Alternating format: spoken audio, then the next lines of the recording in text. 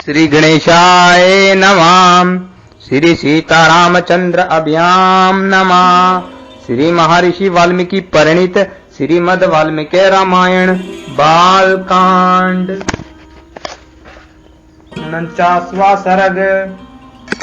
पितृ देवताओं द्वारा इंद्र को बेड़े के अंड को संयुक्त करना तथा भगवान श्री राम के द्वारा अहिल्या का उद्धार एवं उन दोनों दंपति के द्वारा इनका सत्कार। तदंतर इंद्र अंडकोश से रहित होकर बहुत डर गए। उनके नेत्रों में त्रास छा गया। वे अग्नि आदि देवताओं, सिद्धों, गंधर्वों और चारणों से इस प्रकार बोले, देवताओं सुनो, महात्मा गौतम की तपस्या में विघ्न डालने के लिए मैंने उन्हें क्रोध दिलाया है। ऐसा करके मैंने यह देवताओं का कार्य ही सिद्ध किया है। मुनि ने क्रोध पूर्वक बारिश राप देकर मुझे अंडकोश से रहित कर दिया और अपनी पत्नी का भी परित्याग कर दिया। इससे मेरे द्वारा उनकी तपस्या का अपहरण हुआ है। यदि मैं उनकी तपस्या में विघ्न नहीं डालता तो वे देवताओं का राज्य ही छीन लेते। अंत ऐसा करके मैंने देवताओं का ही कार्य सिद्ध किया है। इसलिए श्रेष्ठ देवताओं सुनो, तुम सब लोग ऋषि समुदाय और चारण गण मिलकर मुझे अंडकोश से युक्त करने का प्रयत्न करो। इंद्र का यह वचन सुनकर मरुदगणों सहित अग्नि आदि समस्त देवता, कव्या, वाहन आदि पितर देवताओं के पास जाकर बोले, पितृगण सुनो, यह आपका बेड़ा अंडकोश से युक्त है और इंद्र अंडकोश रहित कर दिए गए हैं। अंत इस बेड़े के दोनों अंडकोशों को लेकर आप शीघ्र ही इंद्र को अर्पित कर दे। अंडकोशों से रहित किया हुआ यह बेड़ा इसी स्थान में आप लोगों को परम संतोष प्रदान करेगा।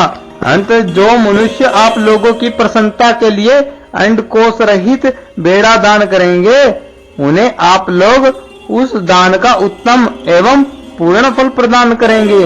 अग्नि की यह बात सुनकर पितर देवताओं ने एकत्र हो बेड़े के अंडकोश को उखाड़कर इंद्र के शरीर में उचित स्थान पर जोड़ दिया। काकुस्थनंदन सुनो, श्री राम सुनो। तभी से वहां आए हुए समस्त पितर देवता अंडकोश रहित बेड़ों को ही उपयोग में लाते हैं और दाताओं को उनके दान जनित फलों के बागी बनाते हैं। रघुनंदन सुनो, उसी समय से महात्मा गौतम के तपस्या जनित प्रभाव से इंद्र को बेड़ों के अंडकोश धारण करने पड़े। महातेजस्वी श्री राम सुनो, अब तुम पुण्यकर्मा महर्षि गौतम के इस आश्रम पर चलो और इन देव रूपिणी महाभागा अहिल्या का उद्धार करो। विश्वामित्र जी का यह वचन सुनकर लक्ष्मण सहित श्री राम ने उन महर्षि को आगे करके उस आश्रम में प्रवेश किया।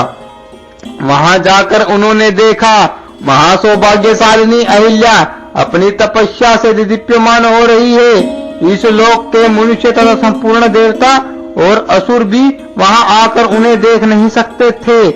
उनका स्वरूप दिव्य था। विधाता ने बड़े प्रयत्न से उनके अंगों का निर्माण किया था। वे मायामयी सी प्रतीत होती थी। धूम से गिरी हुई प्रज्वलित अग्नि शिखा सी जानी पड़ती थी। ओलों और बादलों से ढकी हुई पूर्ण चंद्रमा की प्रभा सी दिखाई देती थी तथा जल के भीतर उद्भासित होने वाली सूर्य की दूरदर्श प्रभा के समान दृष्टिगोचर होती थी। गौतम के साप वंश श्री रामचंद्र जी का दर्शन होने से पहले 3 लोकों के किसी भी प्राणी के लिए उनका दर्शन होना कठिन था। श्री राम का दर्शन मिल जाने से जब उनके शाप का अनंत हो गया तब वे उन सब को दिखाई देने लगी और उस समय श्री राम और लक्ष्मण ने बड़ी प्रसन्नता के साथ अहिल्या के दोनों चरणों का स्पर्श किया।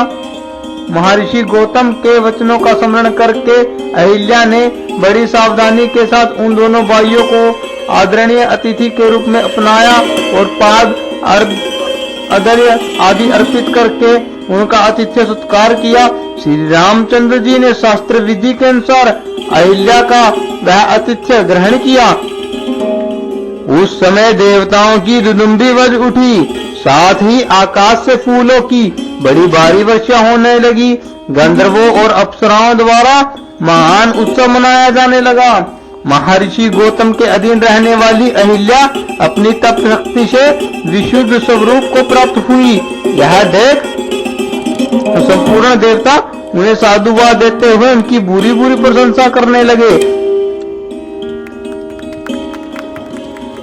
महातेजस्वी महातपस्वी गौतम भी अहिल्या को अपने साथ पाकर सुखी हो गए। उन्होंने श्री राम की विधिवत पूजा करके तपस्या आरंभ की। महामुनि गौतम की ओर से विधि पूर्वक उत्तम पूजा आदर सत्कार पाकर श्री राम भी मुनिवर विश्वामित्र जी के साथ मिथिलापुरी को चले गए। इस प्रकार श्री वाल्मीकि निर्मित आर्ष रामायण आदि काव्य के बाल कांड में 49वां सर्ग पूरा हुआ।